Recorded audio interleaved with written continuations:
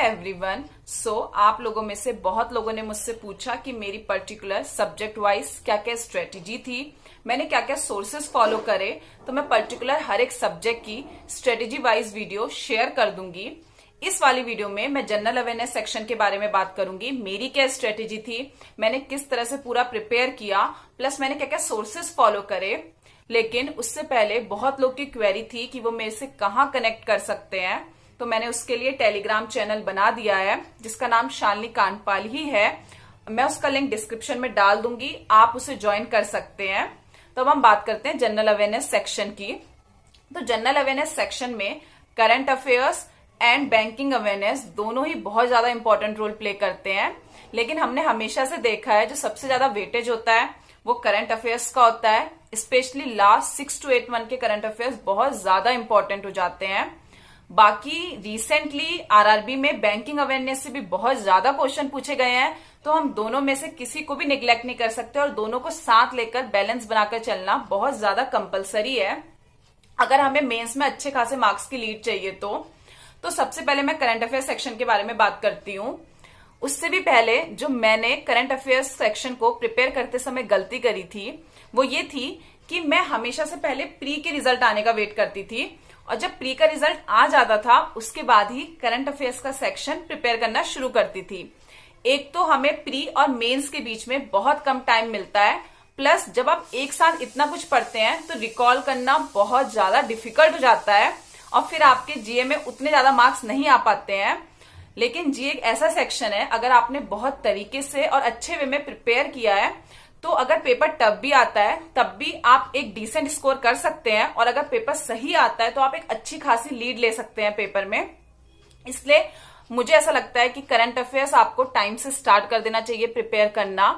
और अभी कोई एग्जाम का हमने फॉर्म भी नहीं फिल करा है, तो अगर हम अभी से भी करंट अफेयर्स प्रिपेयर करना शुरू करें तो हम एक पेपर में हमारे लिए इजी हो जाएगा रिकॉल करना, प्लस हम अच्छी खासी लीड ले लेंगे पेपर में, और करंट अफेयर्स आप कम टाइम में बहुत अच्छा स्कोर कर सकते हैं। मैंने करंट अफेयर जो पढ़ना शुरू करे तो मैंने डेली बेसिस पे जिसे फॉलो किया वो थे आशीष गौतम सर, जो कि अड्डा में पढ़ाते हैं। मुझे उनका पढ़ाया हुआ बहुत ज्यादा समझ में आता था, प्लस मैं उनसे बहुत ज्यादा कनेक्ट कर पाई। स्पेशली मुझे जो सबसे अच्छी बात लगती थी उनकी कि वो ऑप्शंस के साथ बहुत ज्यादा खेलते थे, तो जिस वजह से मुझे रिकॉल करना इजी हो गया। वो एक चीज को इतनी बार रिपीट कर देते थे डेली बेसिस पे कि मेरे लिए करंट अफेयर्स याद करना थोड़ा सा आसान हो गया, प्लस मुझे करंट अफेयर्स में इंटरेस्ट भी आने लगा। तो मैं डेली बेसिस पे एक वीडियोस उनकी जरूर देखती थी। देन वो वीकली एमसीक्यू कराते हैं तो मेरा वीकली में रिवीजन हो जाता था उससे। उसके बाद वो क्या करते हैं कि जो मंथ के एंड में क्वेश्चन बैंक देते हैं, तो जिसमें जितना भी उन्होंने मंथ में पढ़ाया है उनके सारे क्वेश्चंस होते हैं ऑप्शंस के साथ, तो मैं उसकी पीडीएफ निकाल लेती थी प्रिंट आउट के उसमें। और तो जब मैं प्रिंट आउट निकालती थी मैं उससे मंथ के एंड में 1-2 दिन निकाल के रिवाइज कर लेती थी। स्पेशली करंट अफेयर सेक्शन में एक चीज जो हम गलती करते हैं, कई बार हम पढ़ तो लेते हैं लेकिन हम उसे रिवाइज नहीं कर पाते। लेकिन करंट अफेयर्स एक ऐसा सेक्शन है जहां पे उसको रिवाइज करना बहुत कंपलसरी है, वरना हम पूरा जो भी हमने पुराना पढ़ा है वो हम भूलते चले जाते हैं। और करंट अफेयर्स अगर आपने तरीके से पढ़ी है और आपको रिकॉल है तो यकीन मानिए आपको मेंस में बहुत ज्यादा इसका बेनिफिट मिलेगा और आपको बाद में जाके ये चीज रियलाइज होगी।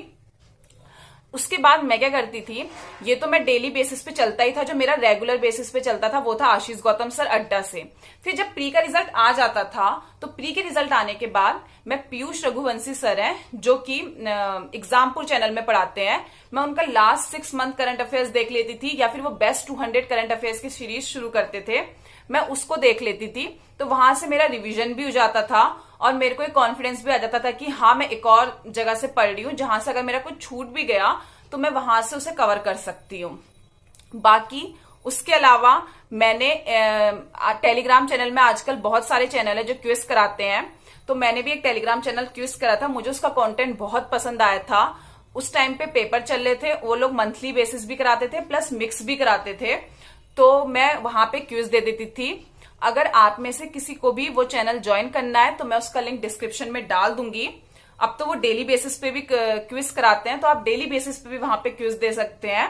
मैं वहां पे मंथली बेसिस पे देती थी पेपर के बाद, और मुझे उससे भी काफी बेनिफिट हुआ, क्योंकि जब आप किसी कंपटीशन की तैयारी करते हैं, तो जब आप और बच्चों के साथ कंपीट करते हैं तो आपको पता चलता है कि आपका लेवल क्या है, और कोई क्वेश्चन मिस हो गया आपको एक्स्ट्रा क्वेश्चन भी कई बार देखने को मिल जाता है। तो ये 3 चीजें थी जो मैंने फॉलो करी और मुझे उसका रिजल्ट अच्छा भी मिला, मेरे मार्क्स भी इंप्रूव हुए जीए सेक्शंस में। और इसके अलावा अगर आपको कोई और वीडियो से कनेक्ट हो पाते हैं तो आप उसको देखिए, क्योंकि जरूरी नहीं है जिससे मैं कनेक्ट हो पाई आप भी उसी से कनेक्ट हो पाए या आपको भी उन्हीं का समझ में आए। तो आपको जो भी सही लगता है आप वो देखिए, क्योंकि हर किसी का अपना समझने का ढंग होता है। तो आप अपने हिसाब से अपनी चीज को देखिए, जो भी आपको सही लगता है उसको फॉलो करिए, लेकिन जो भी करेंगे कंसिस्टेंसी के साथ करिए, क्योंकि बैंकिंग पेपर में कंसिस्टेंसी बहुत बड़ा रोल प्ले कर देती है। उसके बाद मैंने जो बैंकिंग अवेयरनेस प्रिपेयर करी, तो बैंकिंग अवेयरनेस मैंने अगेन अड्डा से ही प्रिपेयर करी। आशीष गौतम सर का वॉरियर बैच से मैंने प्रिपेयर करी, वो उनका पेड बैच है तो मैंने वो ले लिया था। जैसा कि मैंने बोला, मैं आशीष सर से बहुत ज्यादा कनेक्ट कर पाती हूँ। अगर आपको किसी टीचर की फ्री क्लासेस मिलती हैं आप उसे फॉलो कर सकते हैं अगर आप उनसे कनेक्ट हो रहे हैं, या अगर आप एफोर्ड कर सकते हैं तो आप कोई पेड बैच ले सकते हैं जहां से आपको लग रहा है कि आपको इनका ज्यादा समझ में आता है। मैंने वॉरियर बैच से आशीष सर के पढ़ा, मुझे उससे बेनिफिट मिला। उसमें सारे बैंकिंग अवेयरनेस जितने भी क्वेश्चंस होते हैं, जितने भी डाउट होते हैं, सर ने सब कवर किए थे। तो मैंने बैंकिंग अवेयरनेस एक बार वहां से पूरा पढ़ लिया था। बाकी जब आप बैंकिंग अवेयरनेस और करंट अफेयर्स दोनों एक बार कर लेते हैं तो सबसे पहले तो आपके अंदर एक कॉन्फिडेंस आ जाता है कि आप प्रिपेयर हैं, और कॉन्फिडेंस पेपर के समय बहुत बहुत बहुत बड़ा की रोल प्ले कर देता है। बाकी आपको जो भी सोर्सेस सही लगता है आप वहां से करिए, लेकिन अगर आप रेगुलर बेसिस पे कर रहे हैं तो आपको वहां से भी बेनिफिट मिलेगा। अगर किसी को वीडियोस से नहीं करना है और पीडीएफ से पढ़ना है तो क्लाउड अफेयर्स एक अच्छा सोर्स है।